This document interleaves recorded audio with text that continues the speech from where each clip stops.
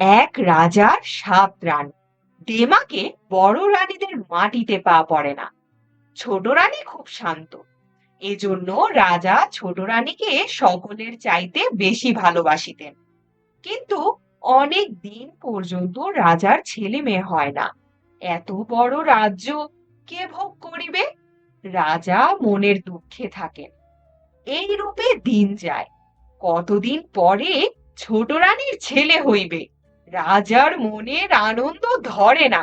তাই পিয়াদা ডাকিয়া রাজা রাজ্যে ঘোষণা করিয়া দিলেন, রাজা রাজ ভাণ্ডার খুলিয়া দিয়াছেন। মিঠাই মন্ডা মণি মানিক যে যত পারো আসিয়া নিয়া যাও।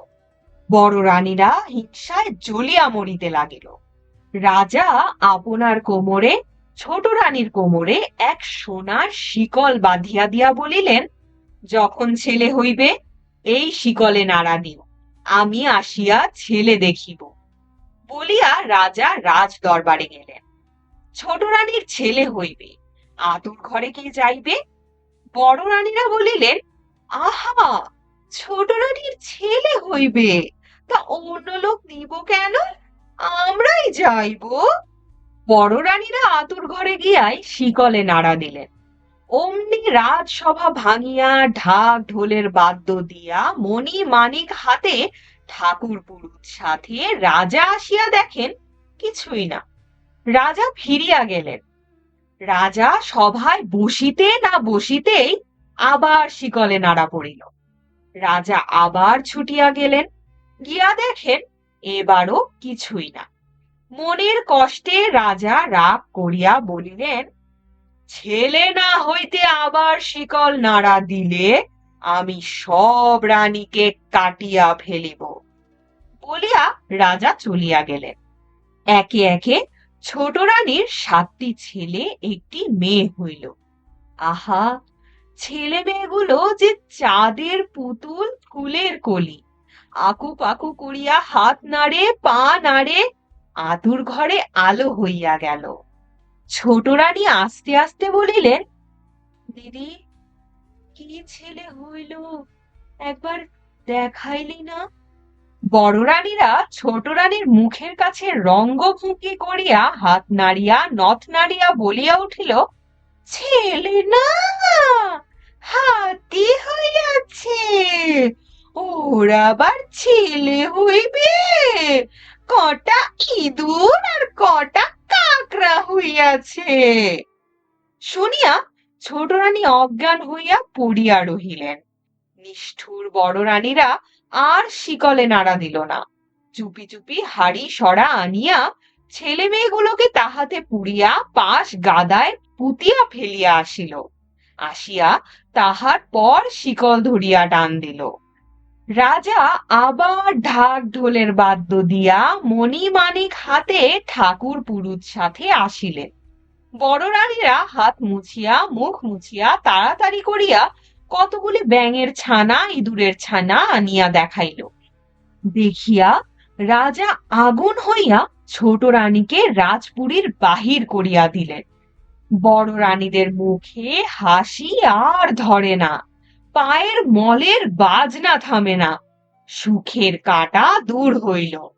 রাজপুরীতে আগুন দিয়া ঝগড়া কোন্দল সৃষ্টি করিয়া 6 রানীতে মনের সুখে ঘর কন্যা করিতে লাগিলেন। পোড়া কপালি ছোট রানীর দুঃখে গাছ পাথর ফাটে, নদী নালা শুকায়। ছোট রানী ঘুটে কুড়ানি দাসী হইয়া পথে পথে ঘুরিতে লাগিলেন। এমনি করিয়া দিন যায়। রাজার মনে সুখ নাই, রাজার রাজ্যে সুখ নাই। রাজপুরী খাঁ খাঁ করে, রাজার বাগানে ফুল ফোটে না, রাজার পূজা হয় না। একদিন মালি আসিয়া বলিল, মহারাজ, নিত্য পূজার ফুল পাই না। আজ যে পাশগাদার উপরে 7 চাপা এক পারুল গাছে টুলটুলে 7 চাপা আর এক পারুল ফুটিয়া রহিয়াছে। রাজা বলিলেন, তবে সেই ফুল আনো, পূজা করিব। মালি ফুল আনিতে গেল। মালিকে দেখিয়া পারুল গাছে পারুল ফুল চাপা ফুল দিকে ডাকিয়া বলিল, সাত ভাই চম্পা, জাগো রে। অমনি সাত চাপা নড়িয়া উঠিয়া সাড়া দিল, কেন বোন পারুল, ডাকো রে। পারুল বলিল, রাজার মালি এসেছে, পূজার ফুল দিবে কি না দিবে। সাত চাপা তুর তুর করিয়া উপর উঠিয়া গিয়া ঘাড় নাড়িয়া বলিতে লাগিল, না দিব না দিব ফুল, উঠিব শতেক দূর, আগে আসুক রাজা, তবে দিব ফুল। দেখিয়া শুনিয়া মালি অবাক হইয়া গেল, ফুলের সাজি ফেলিয়া দৌড়িয়া গিয়া রাজার কাছে খবর দিল। আশ্চর্য হইয়া রাজা রাজসভার সকলে সেইখানে আসিলেন। রাজা আসিয়া ফুল তুলিতে গেলেন, অমনি পারুল ফুল চাপা ফুলদিগকে ডাকিয়া বলিল, সাত ভাই চম্পা, জাগো রে। চাপারা উত্তর দিল, কেন বোন পারুল ডাকো রে। পারুল বলিল, রাজা আপনি এসেছেন, ফুল দিবে কি না দিবে। চাপারা বলিল, না দিব না দিব ফুল, উঠিব শতেক দূর, আগে আসুক রাজার বড় রানী, তবে দিব ফুল। বলিয়া চাপা ফুলেরা আরো উঁচুতে উঠিল। রাজা বড় রানীকে ডাকাইলেন। বড় রানী মল বাজাইতে বাজাইতে আসিয়া ফুল তুলিতে গেল। চাপা ফুলেরা বলিল, না দিব না দিব ফুল, উঠিব শতেক দূর, আগে আসুক রাজার মেজ রানী, তবে দিব ফুল। তাহার পর মেজ রানী আসিলেন, সেজ রানী আসিলেন, নরানী আসিলেন, কনে রানী আসিলেন, কেহই ফুল পাইলেন না। ফুলেরা গিয়া আকাশের তারার মতো ফুটিয়া রহিল। রাজা গালে হাত দিয়া মাটিতে বসিয়া পড়িলেন। শেষে দুয়োরানী আসিলেন। তখন ফুলেরা বলিল, না দিব না দিব ফুল, উঠিব শতেক দূর, যদি আসে রাজার ঘুটে কুড়ানি দাসী, তবে দিব ফুল। তখন খোঁজ খোঁজ পড়িয়া গেল। রাজা চৌদোলা পাঠাইয়া দিলেন। পাইক বেহারারা চৌদোলা লইয়া মাঠে গিয়া ঘুটে কুড়ানি দাসী ছোট রানীকে লইয়া আসিল। ছোট রানীর হাতে পায়ে গোবর, পরনে ছেঁড়া কাপড়, তাই লইয়া তিনি ফুল তুলিতে গেলেন।